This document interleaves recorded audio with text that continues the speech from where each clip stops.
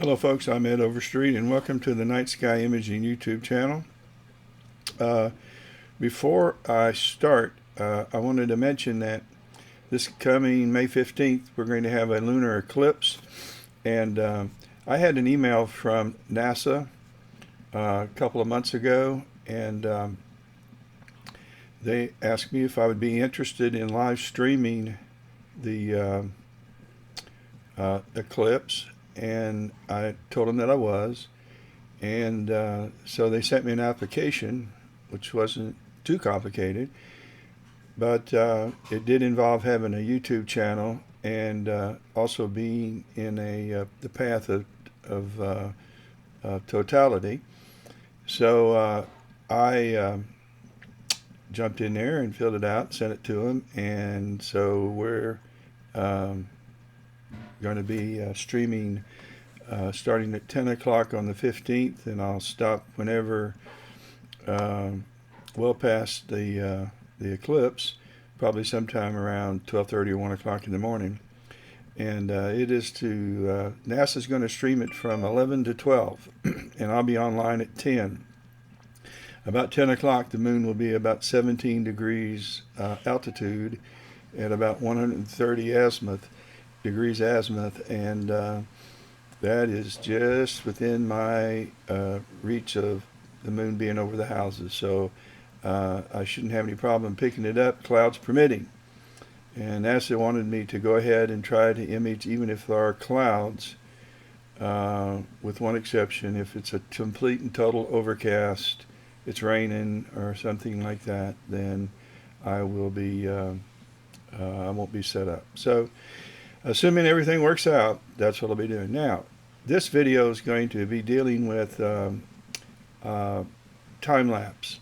And I promised that I would do a time-lapse video that shows all the steps that I use from the time I take the AVI files and collect the 200 to 300 images until I create the Gif file that is the choice that I use. It could be AVI, it could be MOV, a variety of different video types, codecs, but I will use the Gif file because Astro will only accept Gif files. If you're going to put a video up, it has to be a Gif file.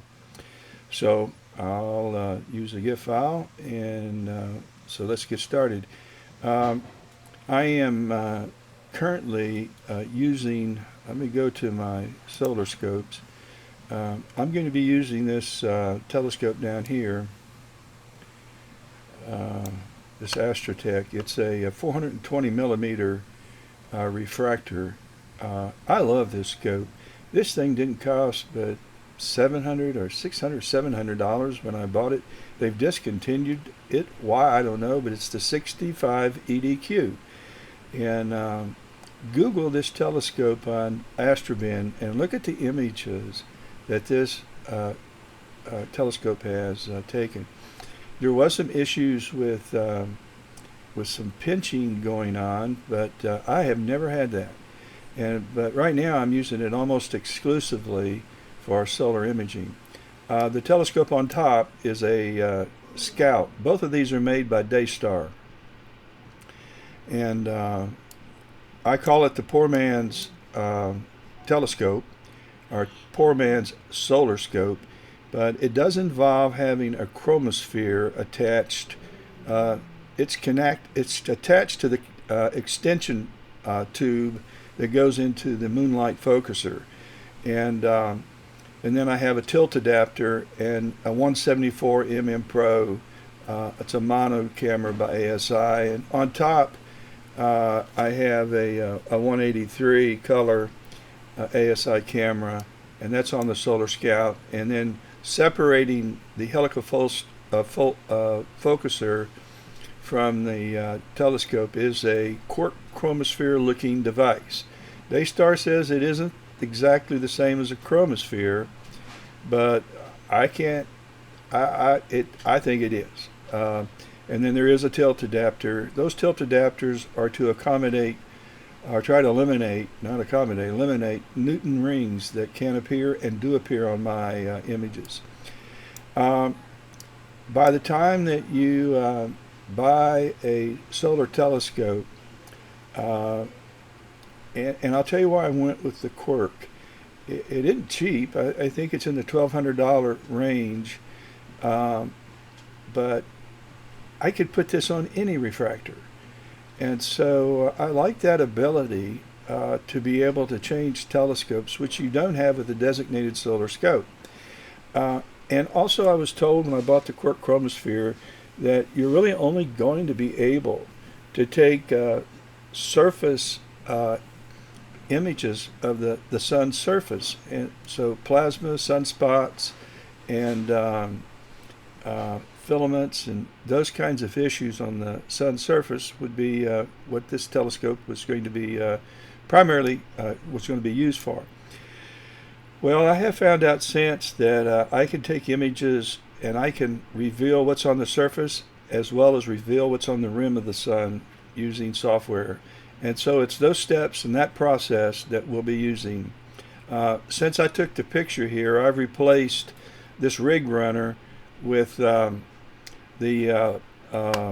Pegasus Ultimate Powerbox version 2s, and I actually ended up buying those for, I have 3 kits set up outside, and I've got them for each kit, and wow, what a difference. I love the cable management that comes when you're able to harness all your cables, both data and power cables, to the power box, and then only have 2 cables going to your computer, a data and a power cable.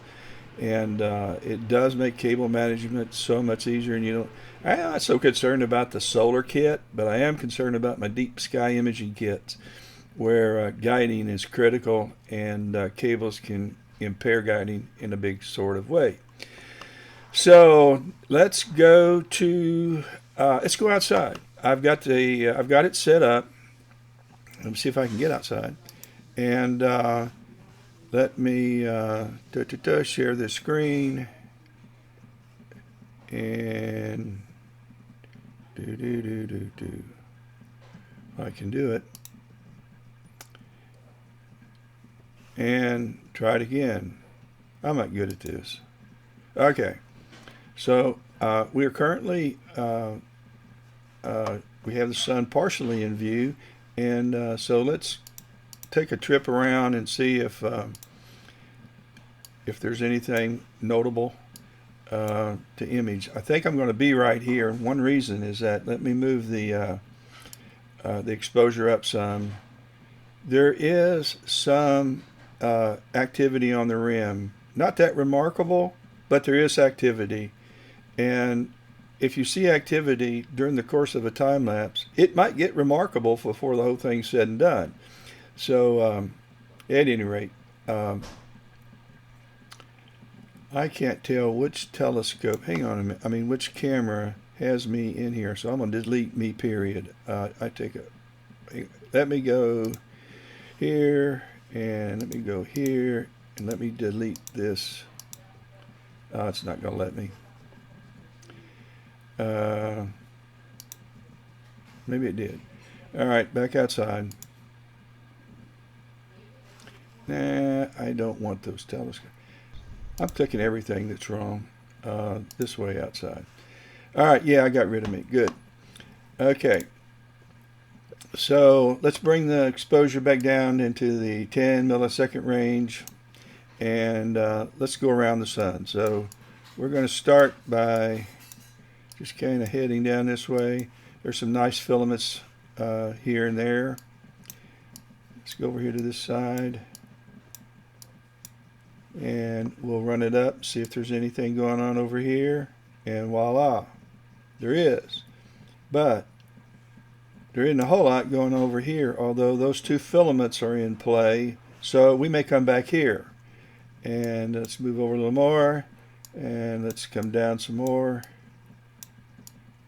And look, we got, this is awfully intriguing to me, and I wish I could image it, but there's a little activity. That wasn't there a few minutes ago when I set everything up and took a trip around the sun.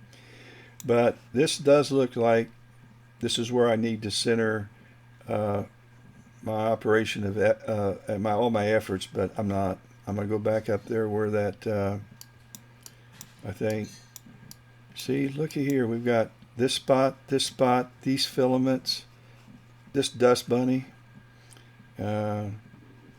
This is a dirt on the sensor.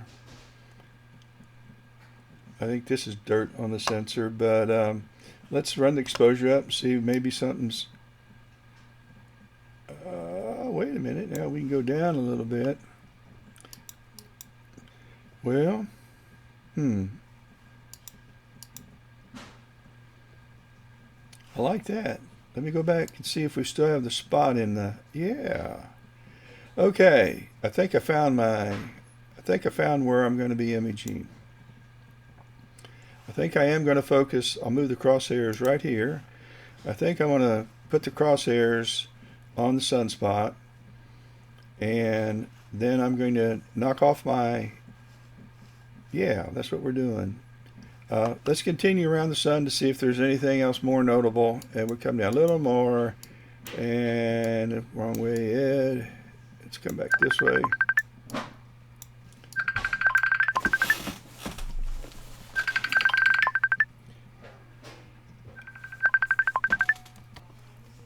So I had a call just then, if you wondered how I got so spastic. And forgot even what I'm doing. Okay, we're going to take, we're going to go look at what else is going on, and then I'm going to come back there. What happened here? Wrong way again. Oh, well, I like the looks of that. Let's see. I don't think I like it better than I like the looks of the sunspot, but let's see what's on the surface. I mean, on the wait a minute. Hold the phone, boys and girls. That looks good. Looks better. All right, let's jump down here. Let's bring this back down and see what the surface has. Okay. Well, folks, I may have changed my mind again. We've got some options. All right, let's continue to go up about where we started, and we'll take a pick, an overexposed picture. I'm just running the exposure up to see if there's anything on the surface. That's completely out of the question, and I think this is where I was earlier, and I was pretty sure I'd already made up my mind, which I've already changed. Too many options, and yeah, we're going to go back. Okay, we're going to head down to the sunspot.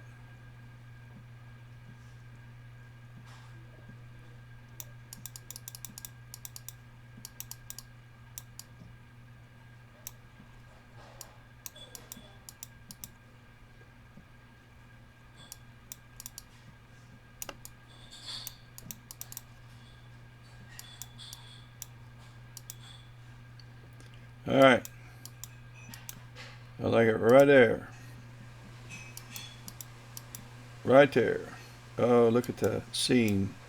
It's getting crazy again. How wavy the surface is. All right, this is where we're going to do our sunspot. So let's go to our file, Sharp Cap settings, and let's go over to file names. Let's make sure that I have, there's my external hard drive. Let's make a new directory. This is going to be 5. Oh, Cinco de Mayo, guys. It's May 5th. Just hit me. I think it's Cinco de Mayo. Yeah. To all my Latin friends.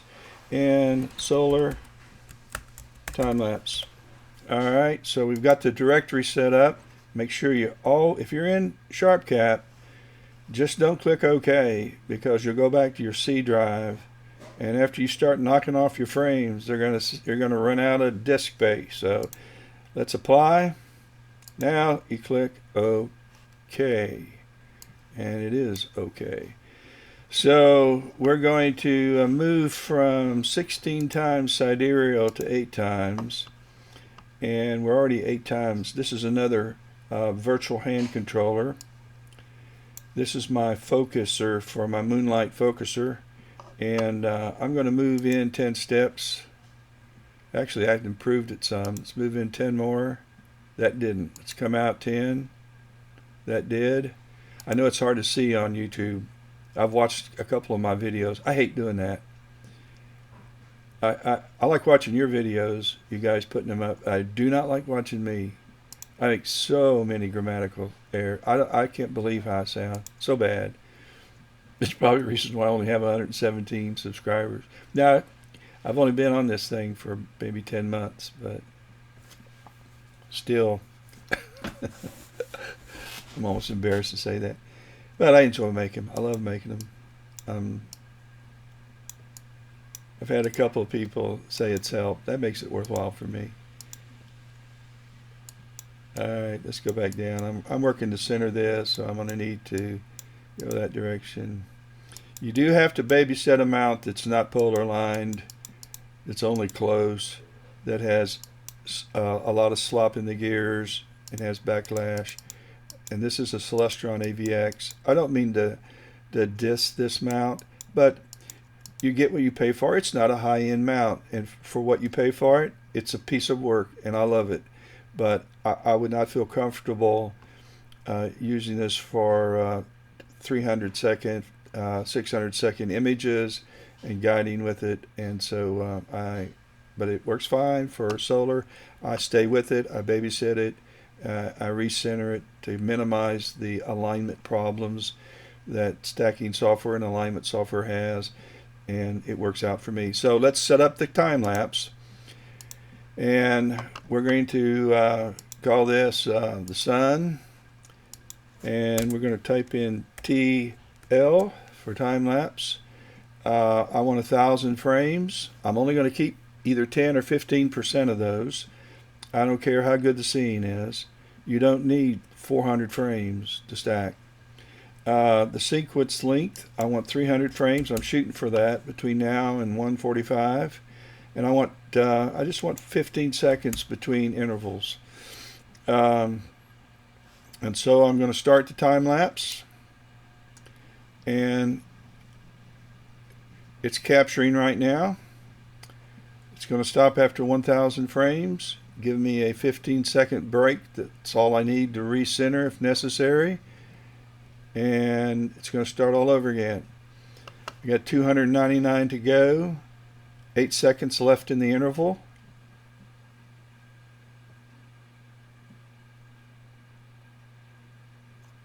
And it's going to repeat.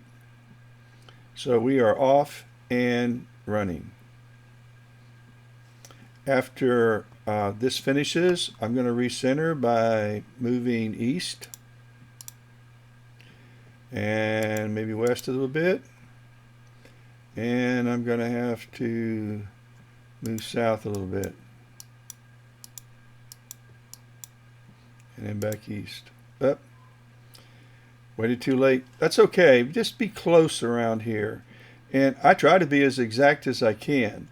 And the reason is that we're going to take 300. We're going to use AutoStakkert to process each of these into Gif files, and then we're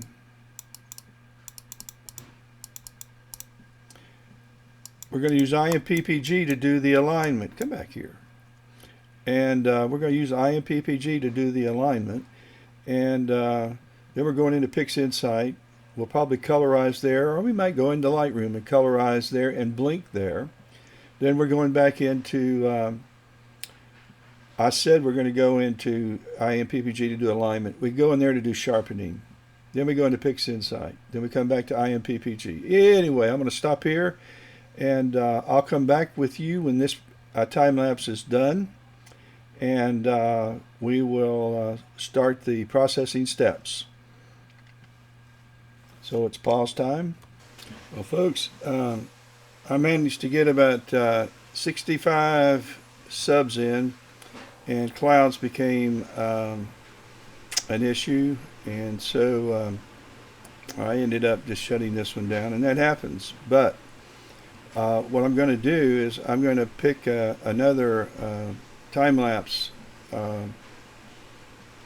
sequence that I did last week, and I'm going to use that data because I have ample, and see if we can't make an image. It just won't be the data that we currently use because I don't have enough. So with that being said, let's go through some of the steps that we're going to use, and I thought it might be wise just to write those down, and you can kind of get a feel. Maybe even stop the video and write those down, but you might get a feel for how I'm going to walk through this, because I know it gets confusing. These videos get long, and I probably ought to just do a video, AutoStakkert, IMPPG, PixInsight, and so forth. But I'm going to try to go through this and from beginning to end in one fell swoop. So after using SharpCap in my case, I set up a video time lapse and take it, collect my images. I'm going to be opening up AutoStakkert, and we're going to stack the images into Gif files, into TIFF files. Then we're going to take those images into IMPPG, and we're going to do batch sharpening and batch aligning. Once we've done that, and by the way, you want to sharpen first and then align, because the sharpening that you do on your on IMPPG will help the alignment. You'll get a better alignment.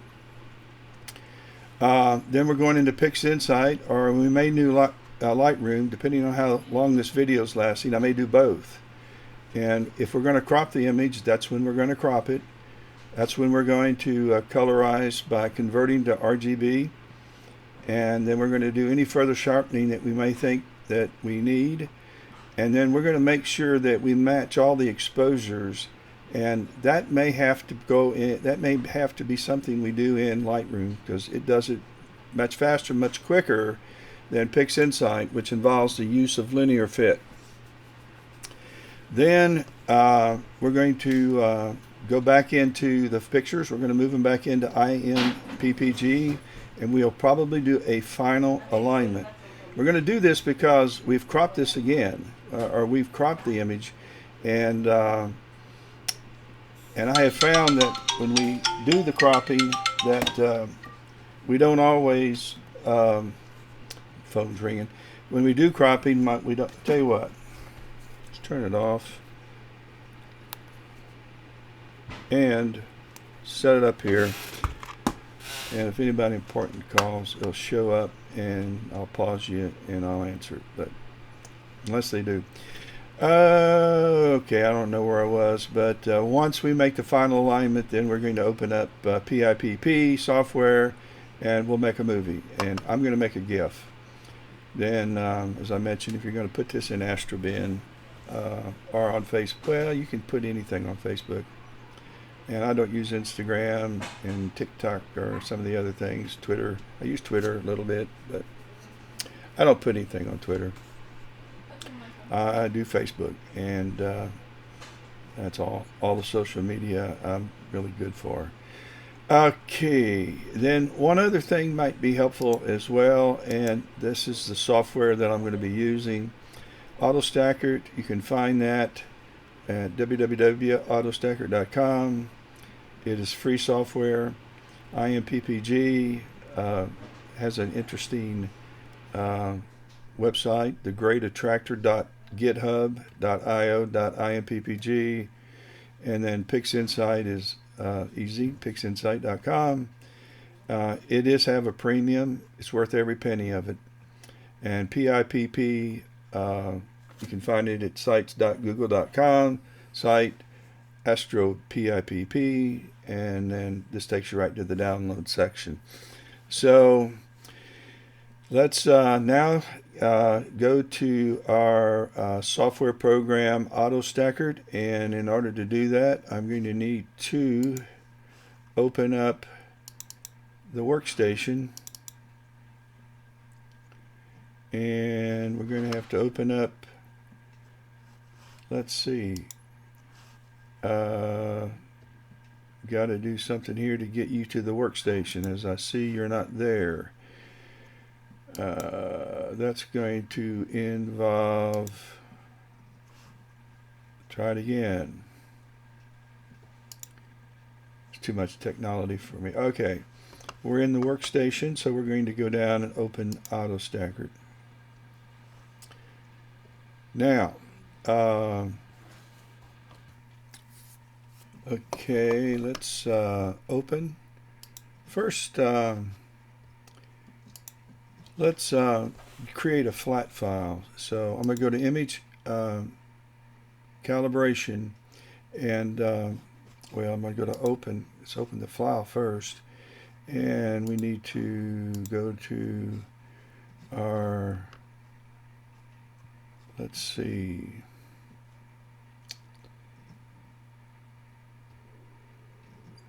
well, I don't think the directory is connected. Hang on a minute, let me connect the directory. I mean external hard drive. Let's find it here. My hard drive was unplugged and I had to go find it. Alright, now hopefully it'll show up. Yep. Okay, let's go here. Let's go to flat. And let's just bring up a flat frame. And so that's what she looks like. And all you do when you create a flat frame, and I should have created the frame during the first part of my interview, but once the clouds came, and before I ended the time lapse, I went ahead and took a flat frame because I thought I might want to play around with those 65 images. But this flat frame is taken from a prior set, and all you do is defocus your camera. And since I have an automatic focuser, electronic focuser, the Moonlight, I can do that from inside as I am connected to my kit via Wi-Fi. And so, and I've been asked, what software do I use? TeamViewer just fails me. I don't care for it. I don't care for it. I won't go into any more than that.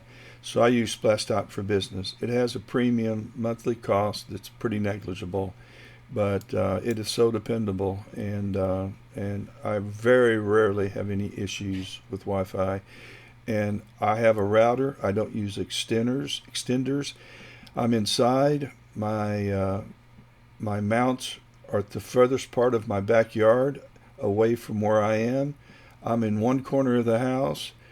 I'm in the upper left corner of the house in a bonus room over our garage, and the back right up on a hill in the backyard, and it's a fairly good sized backyard, is where the mounts are. I don't know how far it is, but I have great Wi-Fi signal, and I sometimes have some issues, but it's pretty rare.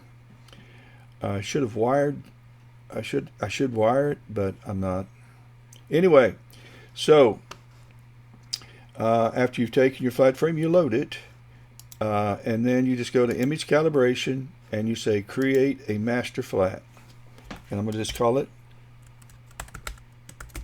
Master Flat 4 or 5522, although it wasn't taken on 5522. And let me go find where I want to put it.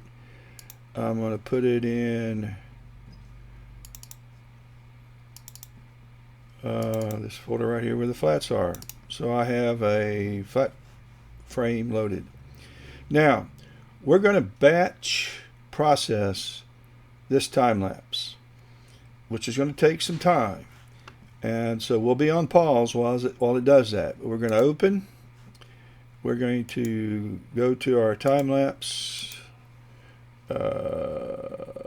videos. And we're on the C drive. We don't want to be on the C drive. We could go to Astro 3. And here are our, here are our files. We're going to open them.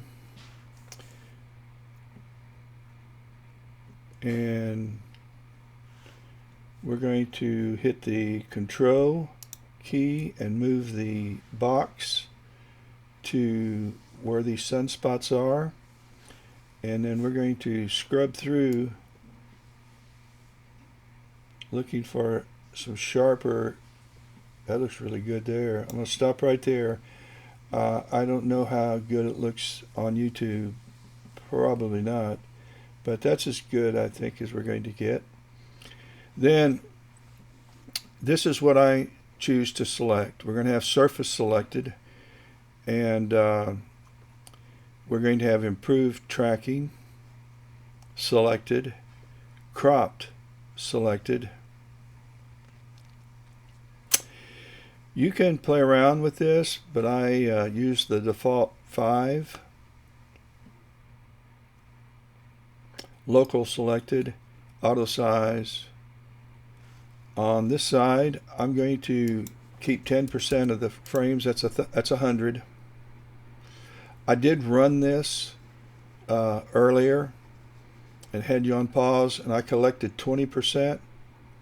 I did that because I want to compare the two and see if there's any negligible difference. So I'm going to run this at 10%. We're going to save in folders. This is a mono camera. It's pointless to do RGB align. I want to point out something. If you want to go ahead and convert this to RGB so that you don't have to worry about it later, then go up to color space and select one of these 4 Bayer metrics pattern. This is a mono image. Just select one of those. Do not select RGB. You'll get funky stuff happening. So if you'll select Force RGB, then this will become a RGB file. If you select this, Force this Bayer metrics. So this is, I just picked the first one. And these files will therefore become RGB files. If you leave it up to its default, it's on auto detect. I'm not going to drizzle. Drizzling 1.5 or 2 points or 3.0 is just going to increase the file size. Theoretically, you through algorithms of matching pixels that are geographically close, you're getting more resolution, but you're just going to need more disk space and more processing time, and your processor may not even be able to handle it, and mine won't because I use cheap laptops. So that's what it is. All right, let's go ahead and analyze. And keep in mind, I've loaded all the videos. I didn't open one, I opened them all.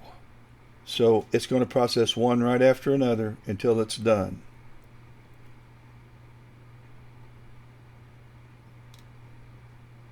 Yay.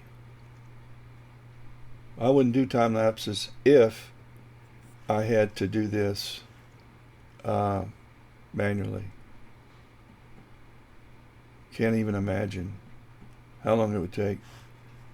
Crazy, crazy.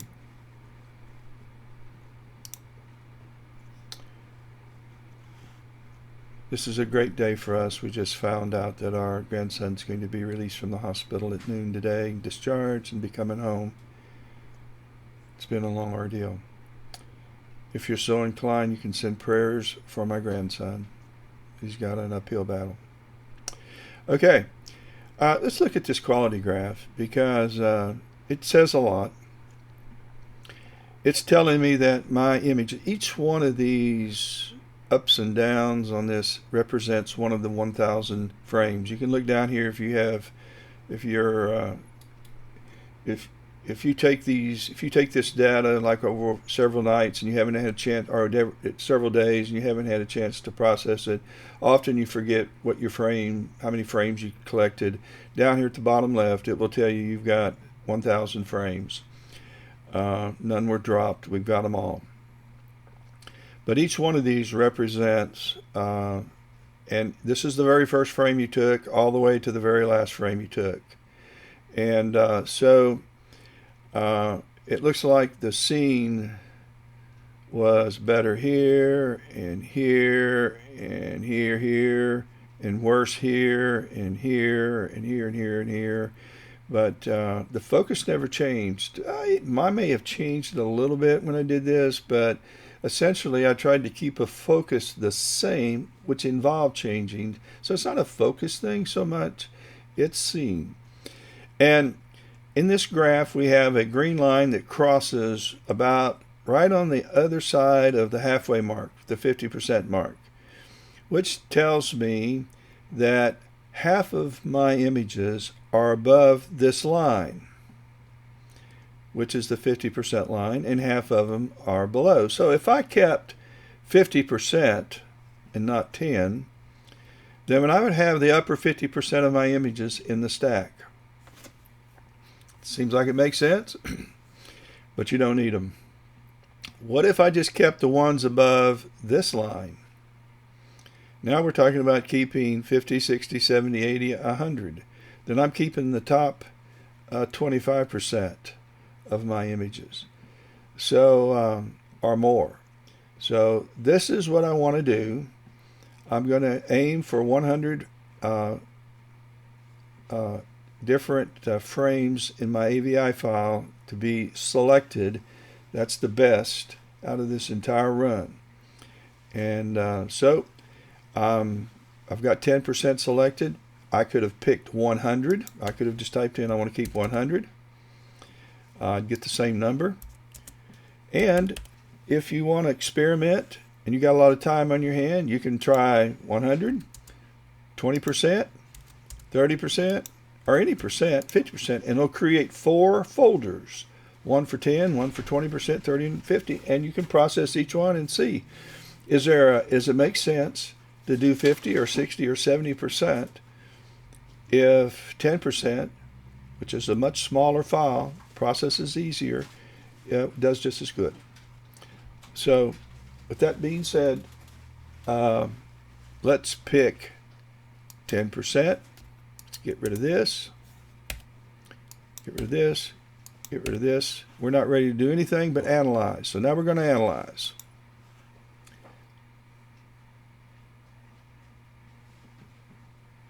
It's going to take a minute. I'm going to pause. Okay. Now the last step in AutoStakkert will be to set our align points. You can do that manually if you want, or you can do automatic, and I prefer to do automatic, and you can do manual draw and our automatic. So let's clear those. And with the sun, normally I just pick 104. You can have more, smaller, or larger align point, and these are pixel dimensions. So I'm going to place a alignment point grid, which covers the sun pretty well and the surface. And with that being done, all that's next is to stack those 100 frames into a Gif file. So here we go. Okay, so we can close out of AutoStakkert, and now we're going to open up IMPPG, and we're going to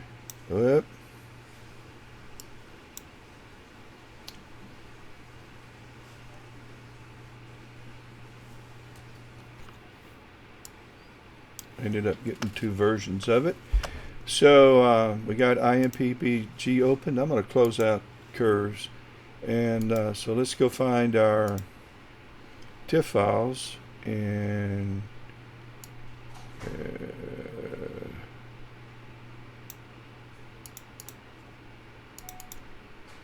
I went ahead and deleted the 20% folder. And do we have them all here? Yep. I'm just scrubbing through this to see if they look like they're fairly closely aligned. I'm looking at the space up at the top.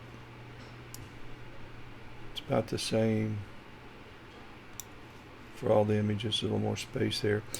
They clearly are going to need aligning. So what I'm going to do is open the very first one. Let me go to the top. And let's just grab the very first image and open it up. It fills the screen and then some, so I'm going to reduce up here so that I just see the entire image. Now, as you can notice, there's a, maybe you can't notice, there's a little box right here, and you can draw that box and put it anywhere you want, but this will be the area where you make your tweaks that's going to be affected. And IMPPG does this particularly for slower processors, because obviously it'll take a little longer to process all the data when you start deconvoluting this and adding unsharp mask. So you may want to work with a smaller window. But if the window is over your sun, let's bring up a curve. You're going to notice that the histogram is in the middle, and rightly so. It's just showing the bright part. So there's no dark, and there's no overly exposed clipped data. But that isn't a real reflection of what we're going to be imaging, because we're going to want to image what's on the surface too. So if you're going to have a smaller area workspace to adjust, make sure you have part sky and then part target. Background and sky need to be included, about 50%. Now your histogram's a little different, but I'm not going to use this at all. My laptop isn't all that fast, but it does handle this without the need of a smaller edit box. So I'm going to go to edit and just choose select and process all. That goes away. So now any tweaks I make will affect it all, and my histogram essentially is the same. So goal number 1 is to prepare your image for alignment, and the image that I'm interested in seeing is this plus the proms. So let's find them. First thing I'm going to do is I'm going to look at this first phase of the histogram. And where it starts coming down and going over, it levels off, I'm going to come straight down and I'm going to make an anchor point. Then I'm going to grab it in the middle and I'm going to bring it up. And so I have the proms and I have the surface, albeit way, way too dark. Let me stop here for a minute. I'm going to reset this. You have an option to do inversion. And with inversion, you see you got to do this a little differently.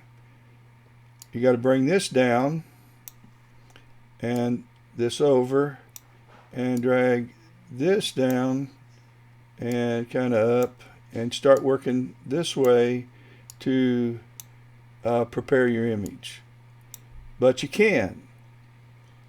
But to me, it's just a lot more work to do it this way, and I would prefer to do it this way. And again, come straight down, make your mark, set your anchor, drag this up right there. Now I'm going to take this anchor and I'm going to start bringing it up a little bit, as I want to include more of this data to about there. Then I'm going to pull it up some here. And by the way, I don't have the whole image in here. Now we do, because I want these sunspots. I want this spot, and these spots right here. Alright, this isn't still right. That's better. Let's go there, and my surface is more here. But if you get this curve too wacky, what's going to happen?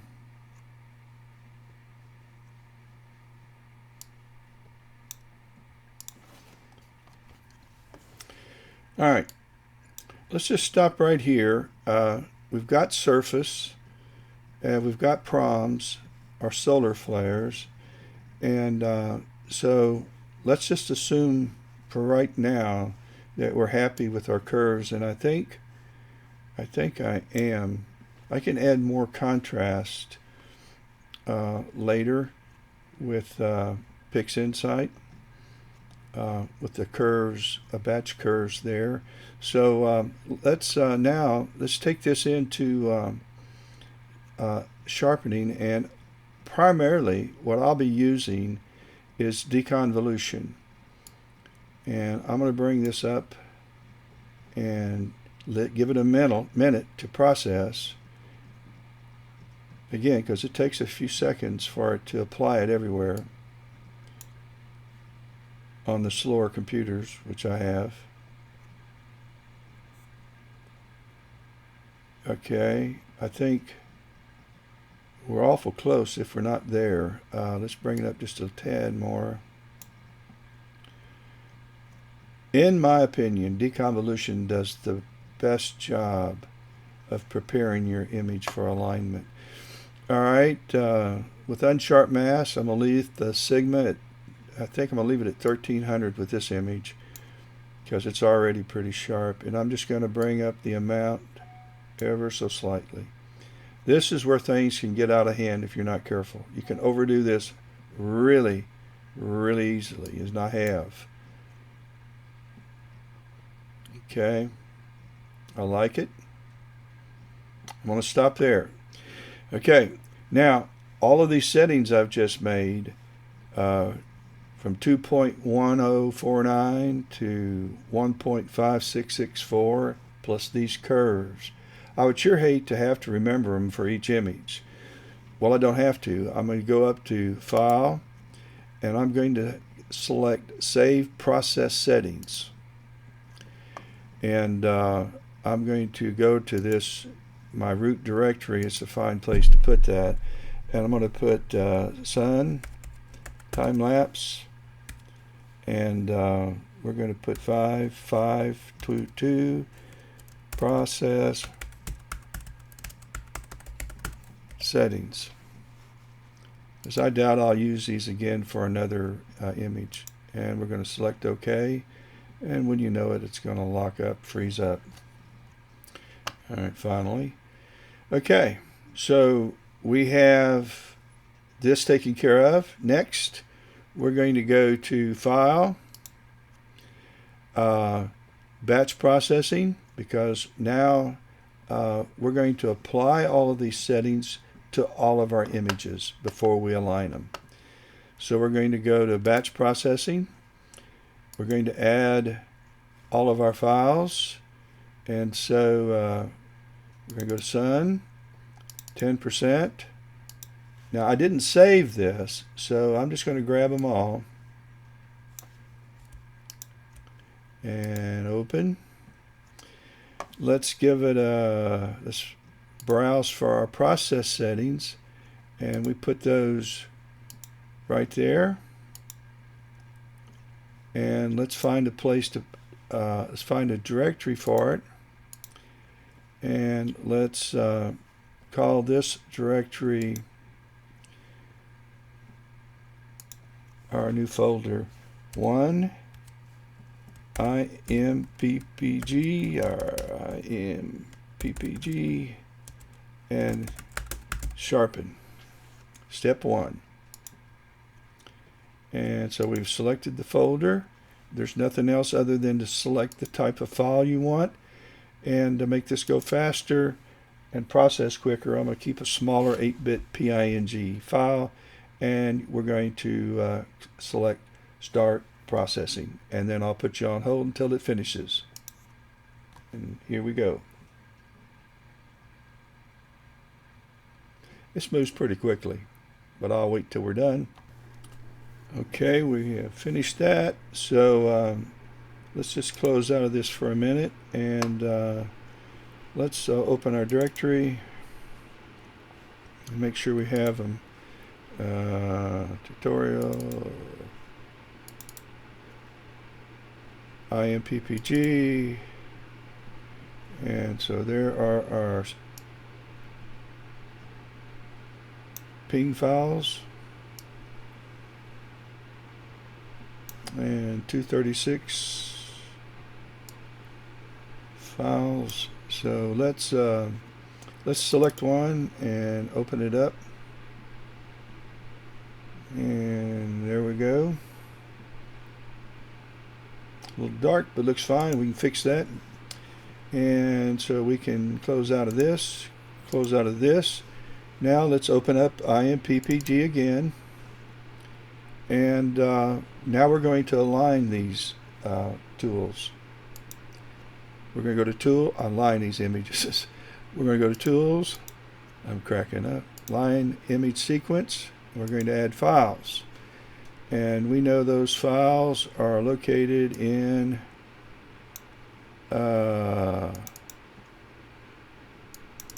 you spend a lot of time in this folder right here. Before we do that, let's see if we can create a new folder.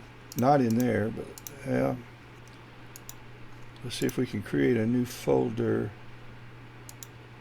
called 2_IMPP, and this is going to be ALIG. Align. Because we're going to have to do that anyway. But let's go here. Let's grab them all. And let's open them. And so here are those files. Here are the settings that I use.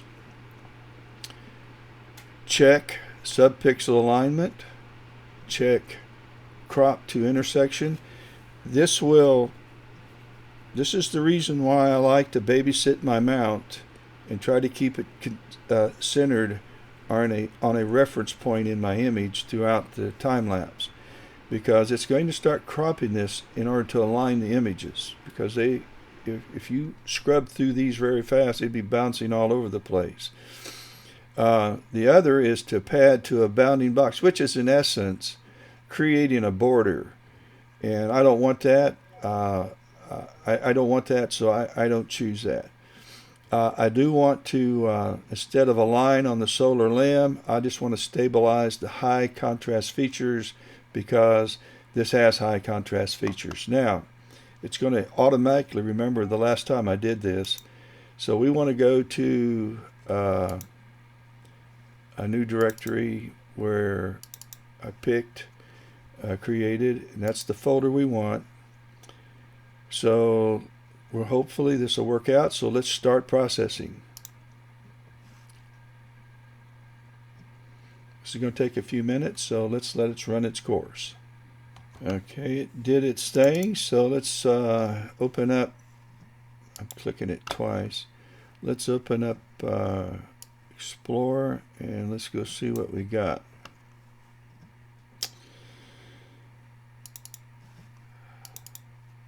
And we got our new folder,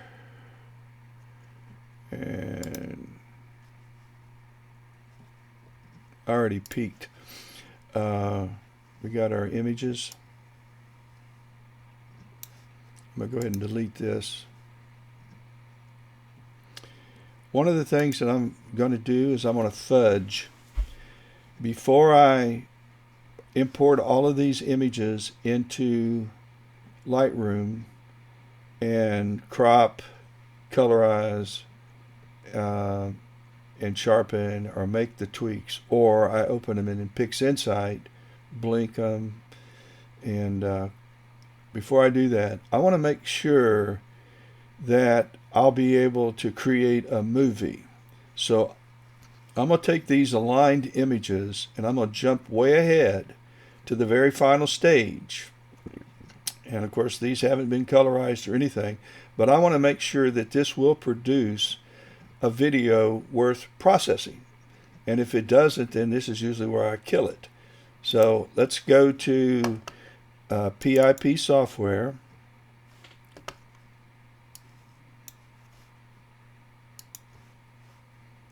And I'm going to select Add Images.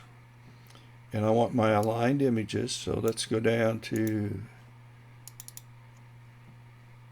my aligned images. So let's grab those.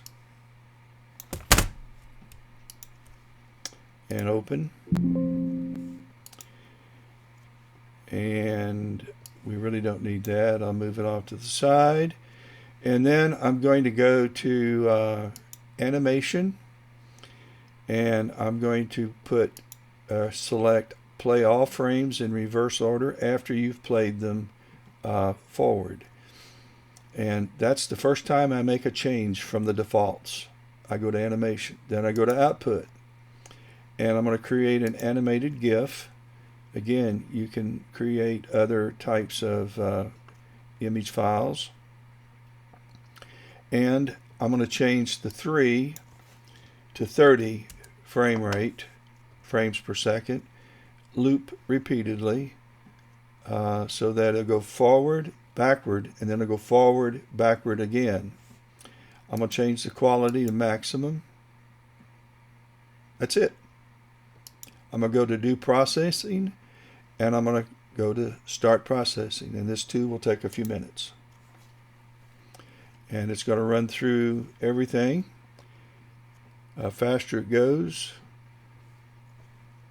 the more likely we will get us a movie. Now, whether it's any good or not, that always is part of the process. So now we're moving along at 1%, 2%, 3%. I'm going to pause till it's done. Okay, we can click out of this for now. All right, guys, fingers crossed. This is this isn't the end. This is just a oh, where's our video? Here it is. All right,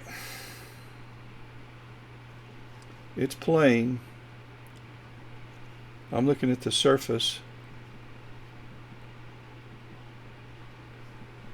There isn't a lot going on, but it's not jumping all over the place. Oh, I see some swirling out here. Oh, this thing just shot up. I have to watch it a few times to see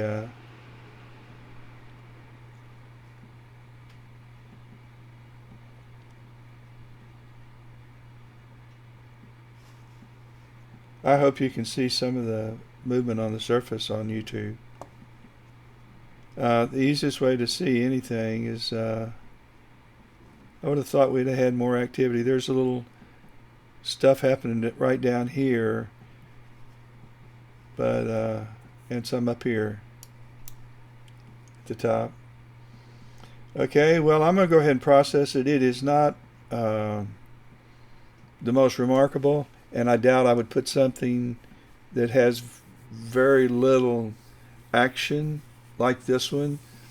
I would put it up on Facebook or Astrobin, but again, we're trying to figure out how to do this first, and I can already tell you that there ain't going to be much cropping, because I can crop out that part right here, but I want this because this is showing some stuff coming off,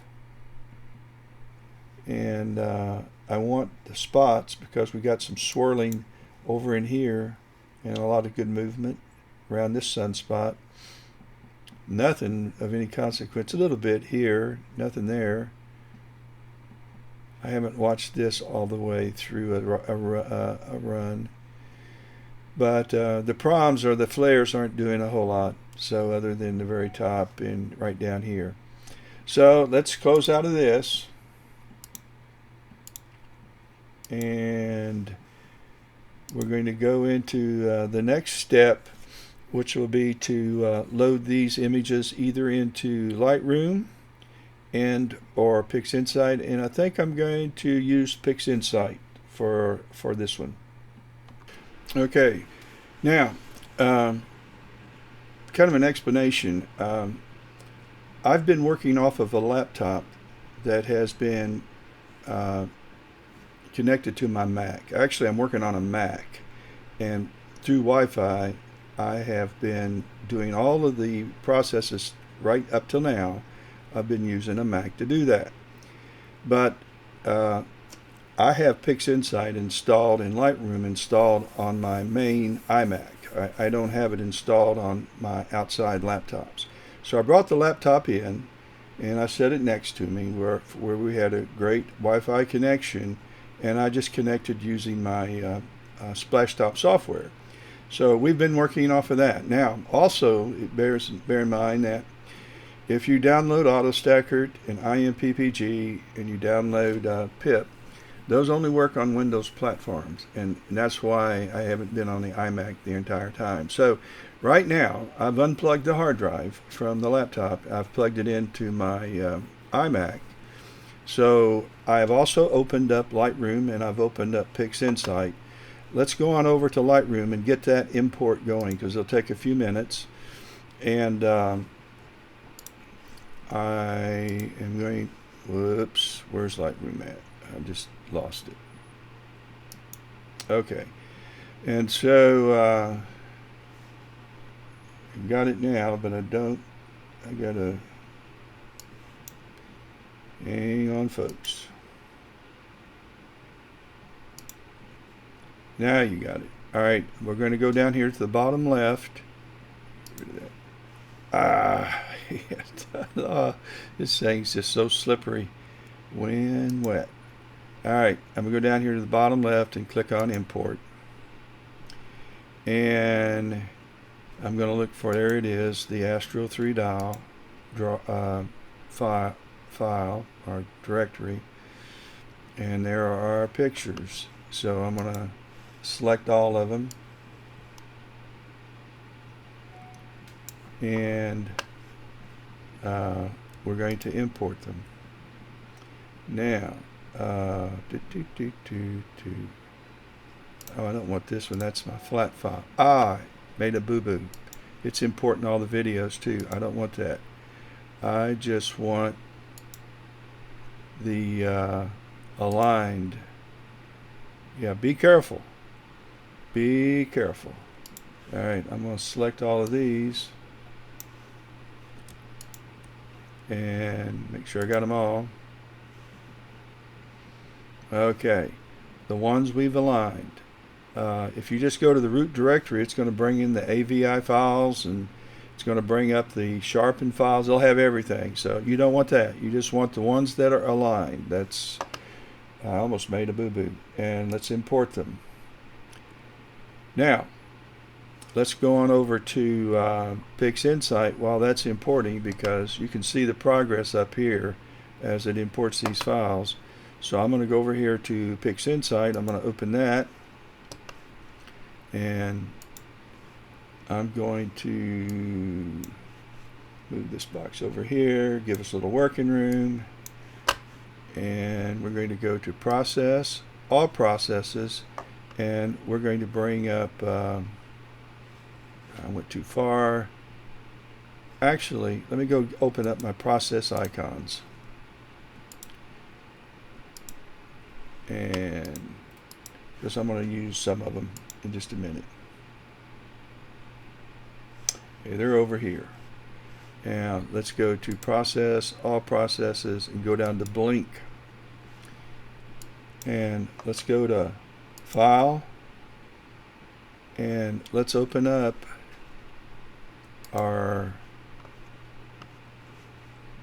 hard drive and our aligned files.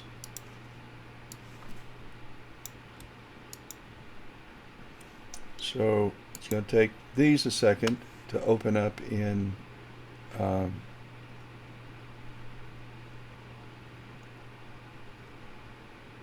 Blink. Lightroom's already done. It's bouncing around.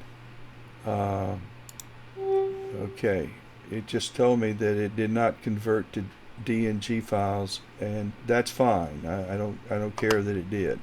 So, but I have at the top, I have checked when you go to import, convert to DNG, because I typically use DNG files for my work, not for astronomy, but for my other photography work. Because it doesn't have a sidecar that NEF files and CRT files have, so makes it much easier to catalog and transfer and move those files. Okay, so here's what we can do. We can go to Develop and click on an image, and we can use our arrow key and just blink through them, seeing if we have any, I call them eyeball rejects, some that are just no earthly good.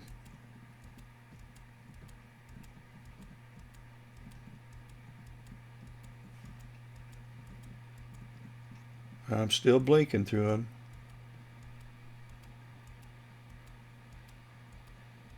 Blinking means nothing but reviewing your images.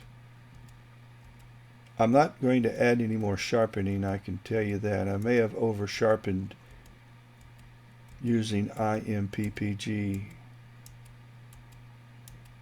but I'm not adding any more sharpening. It's as sharp as it's going to be.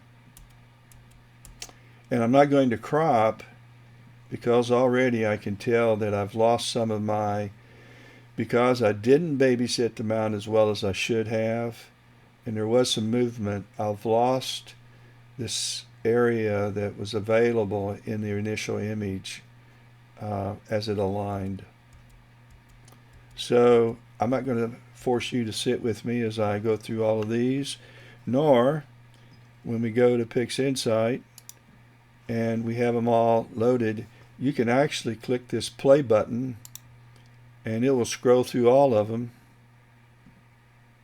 almost like a movie, and you can see if there's any real flickering going on of any consequence.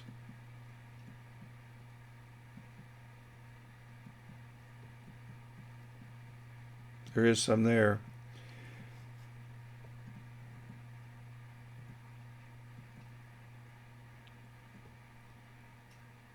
So I'm going to stop, and you can speed it up if you want it to go 10 frames, 20 frames, 30 frames per second. You can do that, but the default is 0.05 per second, and or you can click your arrow key and go down one at a time,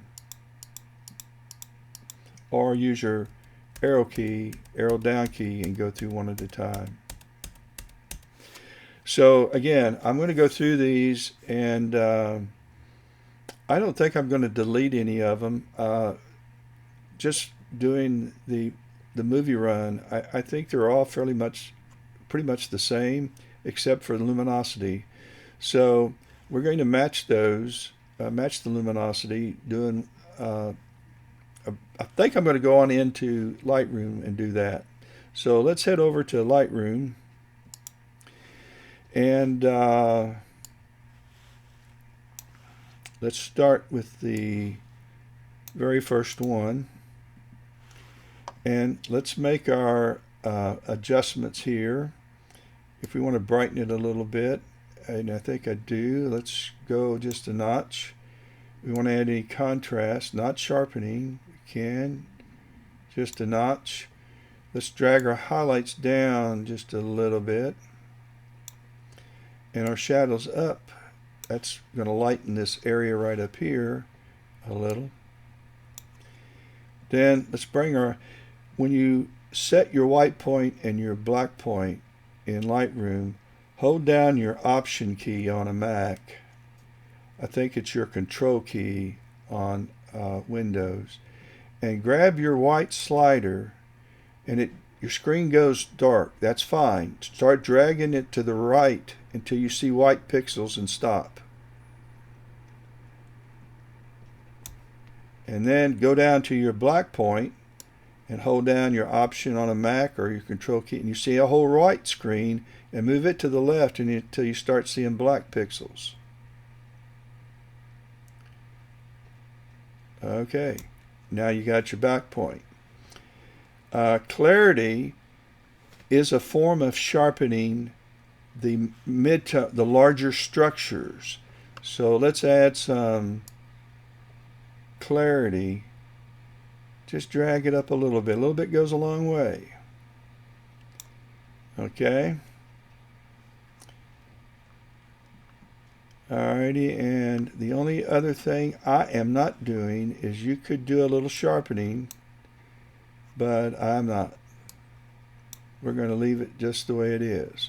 So, if you like these settings, copy them. And you could have a chance to review the settings that you're going to copy. And I just keep everything. I didn't adjust everything, but I'm going to keep the adjustments all selected as though I did. The ones I did adjust, they're all selected.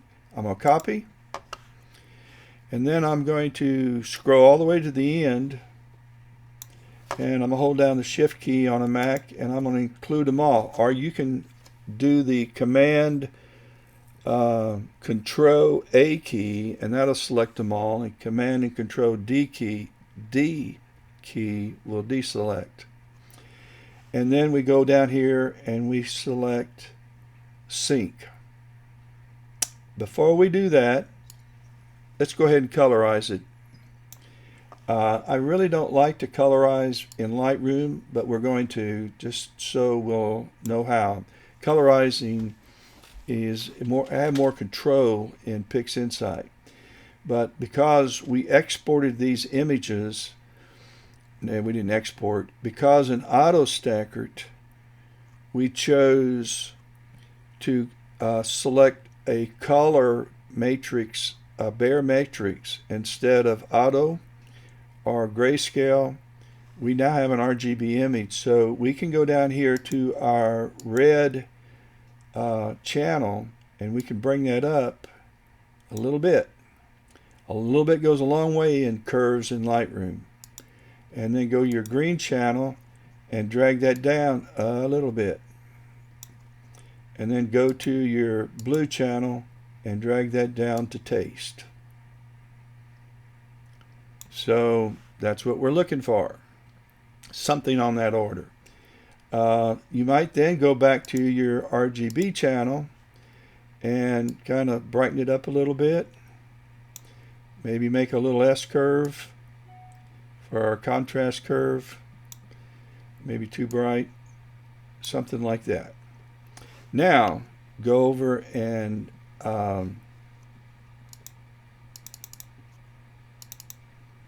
click on Copy. Copy these settings. We have everything selected, so let's sync them. And it's going to take a few minutes, but it's going to copy each one of these settings to each one of these files until they're all done.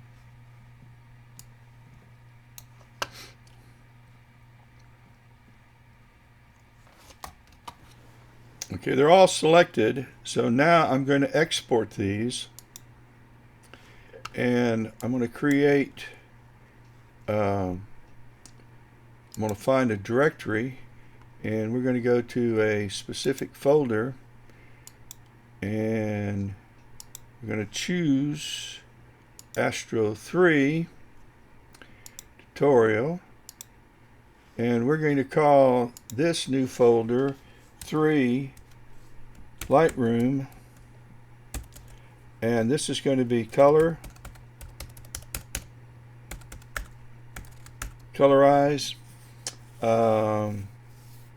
and curves. And that's what we did here. And we're going to choose that. We're going to use the best quality. We're going to use we'll go ahead and convert these to, let's convert these to TIFF files. There's Amy.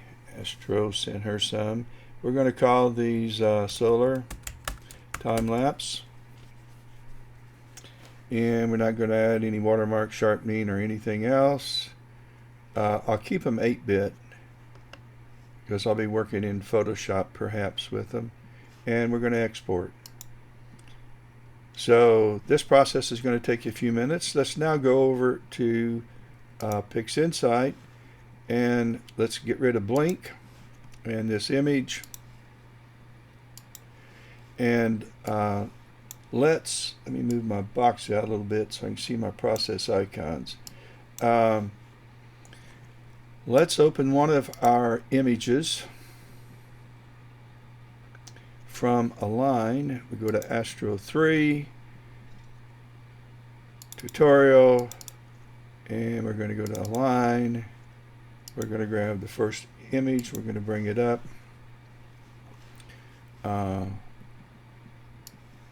Let's open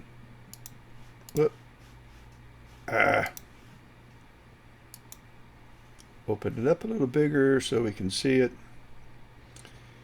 Alrighty, we really want to do the same thing. We're not going to be sharpening the image, but we do want to colorize it. And so let's go to Curves. And let's click on the red channel. Let's do a preview. And let's drag this up. Again, remember, we forced RGB in AutoStakkert. So if you choose not to do that, let me reset this, then you're going to have to go up to process. Well, let's go down to process. You can go down to color spaces, and then convert to RGB. And you'll need to do this for one image, and we'll copy it to the rest. But since we already have an RGB image, we're going to drag the red. Remember, red goes up a little bit, and green goes down, and blue goes down.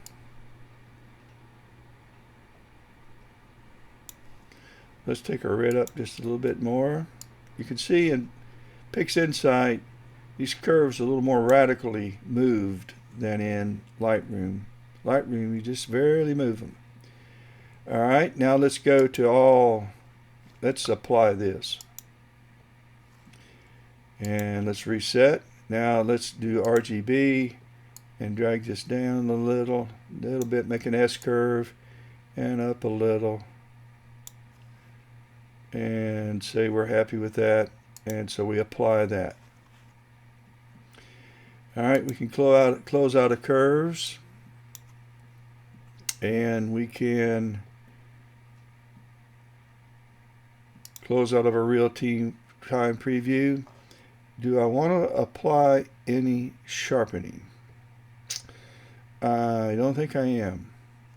I already see some possibilities of some artifacts up here that I don't want. I can't get them out if I overdo it. So what I'm going to do is I'm going to minimize this and set it up here, and I'm going to open up the process container and the process and the image container, and I'm going to go down here to my History Explorer, and I'm going to find this image, which is right here, and I made two adjustments. I made the curves transformation for R, G, and B, and then I did an S curve. And so that's what I've done so far. So now I need to open up my images, and those are in the Align folder.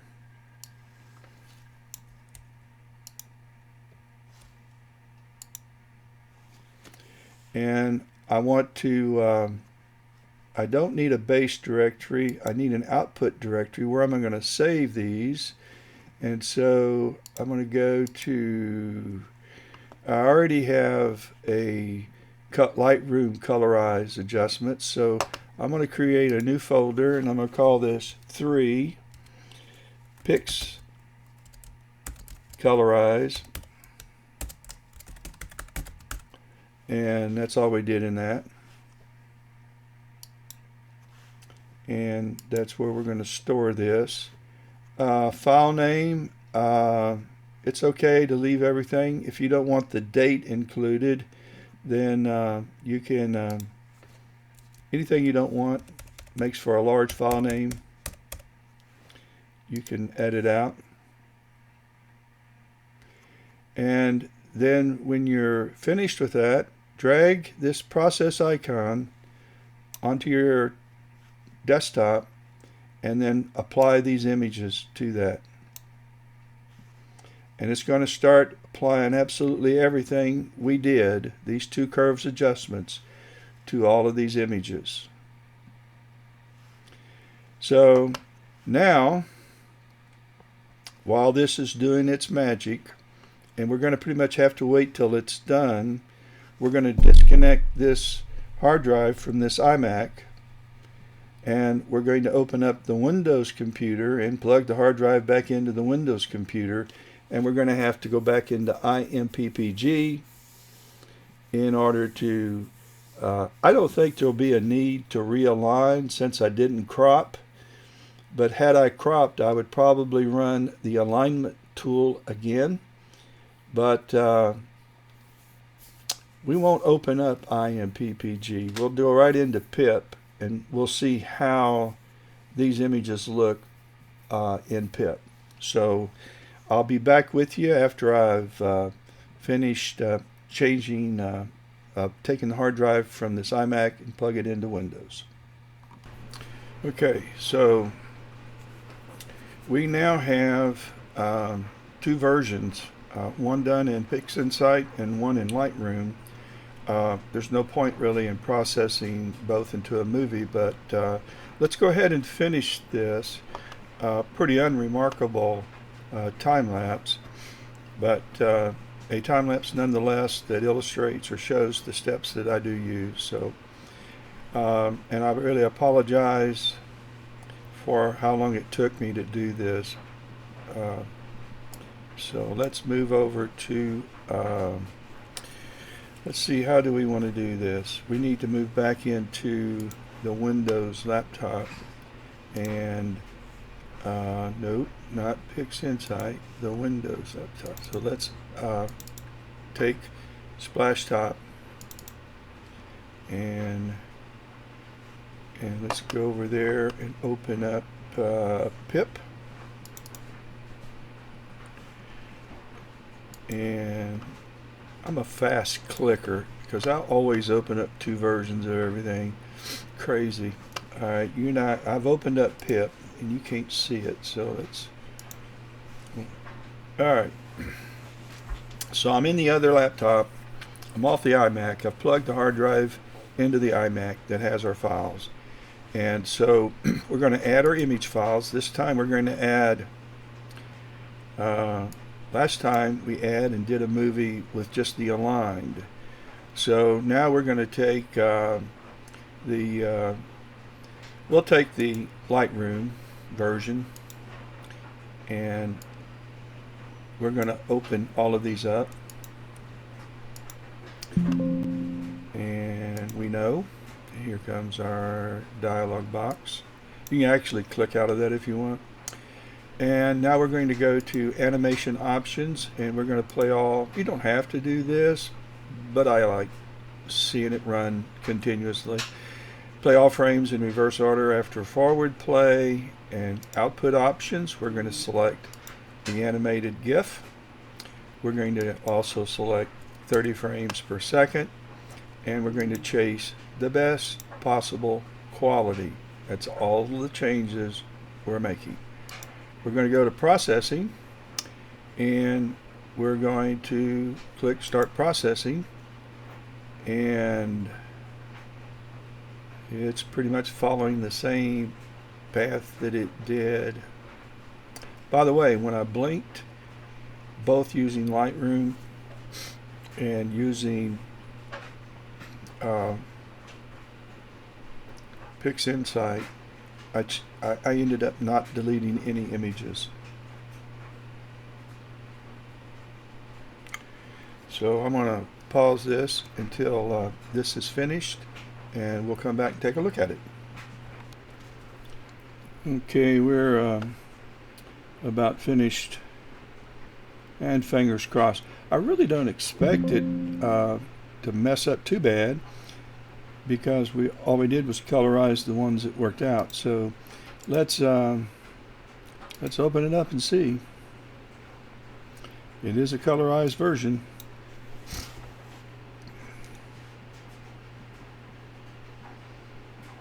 You can see some of the color shifts on the surface. They're pretty cool. Just plasma, amazing stuff. I was kind of hoping some of the coloration would offer enough contrast to see some of the, at least on YouTube, some of the small minor movements I'm looking at.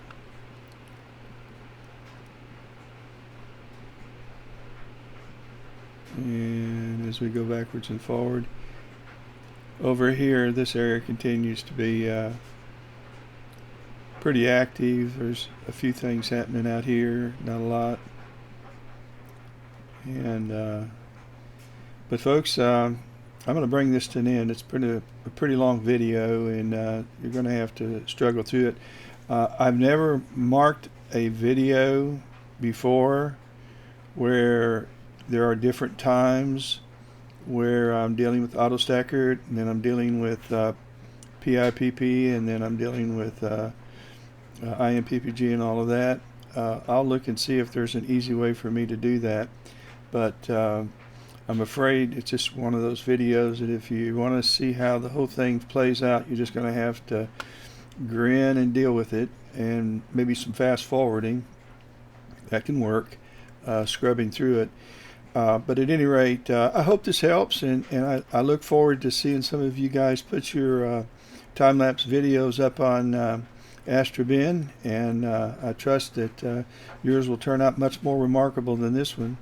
And with that, though, I hope everybody has a great rest of the week, and clear skies to everybody out there.